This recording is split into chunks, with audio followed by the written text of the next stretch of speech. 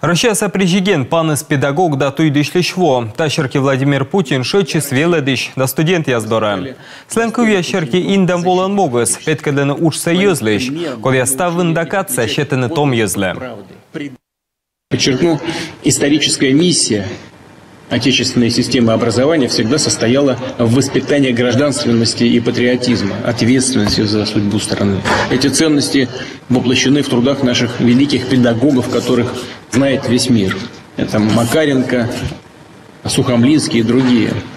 В каждодневном подвиге учителей поколения Великой Отечественной войны, подвижничестве мастеров производственного обучения, которые вместе со своими воспитанниками поднимали заводы, предприятия в послевоенное время. Словом, мудрость педагогов вдохновляла учеников на научные, технологические триумфы, спортивные рекорды и так далее. Служили надежным ориентиром в труде, в избранной профессии в пору самых сложных и тяжелых испытаний.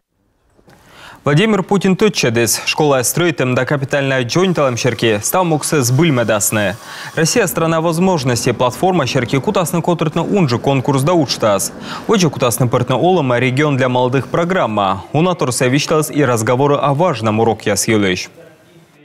Кроме обучения в школе должно быть, конечно же, и развитие, и воспитание. Есть большое количество наших традиционных ценностей, основ, которые мы в процессе обсуждения можем заложить в ребятах. И это как раз-таки разговор по душам.